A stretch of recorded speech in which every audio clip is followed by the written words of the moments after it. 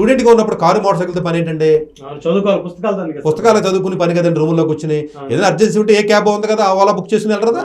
అవును, ఇప్పుడంతా కంప్యూటర్ ఉంది కదా, ఉంది కదా, ఈ పనికి మళ్ళీ అట్లు కొడతాం కదా. ఇప్పుడు కారు డ్రైవింగ్ చేసి ఆ సరదా తీర్చుకుంటారంటే కాదు కదా, అన్ని యాప్స్ ఫోన్లో వచ్చేస్తున్నాయి.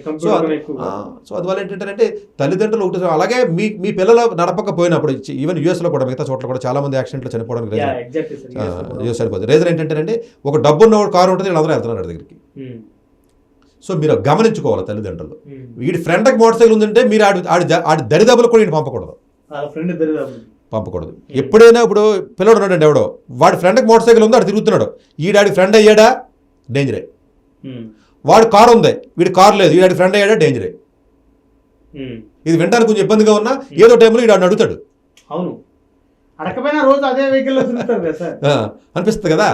చాలా మంది ఇప్పుడు సిబిఐటి కాలేజీకి, వాసవి కాలేజీ, డేస్ కాలేజ్ కింద కారులో మోటార్ సైకిల్ యాక్సిడెంట్ ఎంతమంది చచ్చిపోయారండి. ఎన్ని లేదు మనకి హైదరాబాద్లో.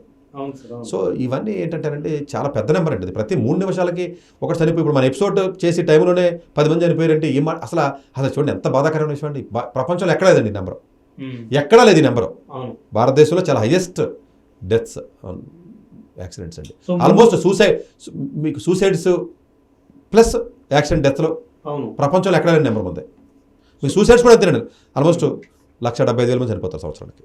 సో పిల్లలకి పేరెంట్స్ డెఫినెట్గా చదువుకునే రోజుల్లో అసలు ఎట్టి పరిస్థితి వాహనాలు అలవాటు చేయకుండా, కొనివ్వకుండా ఎంకరేజ్ అంటే వీళ్ళు ముద్దు చేంజ్ చేస్తున్నారంటే చిన్నప్పుడు నేర్పిస్తున్నారండి వీళ్ళు.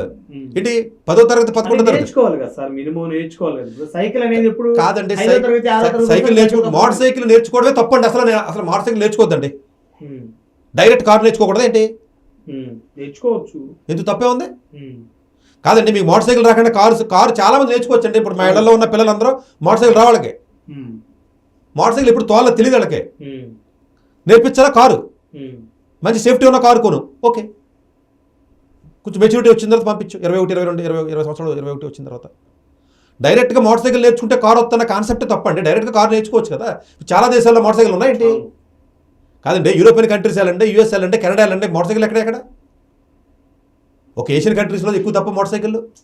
సో డైరెక్ట్గా కార్ నేర్చుకోండి.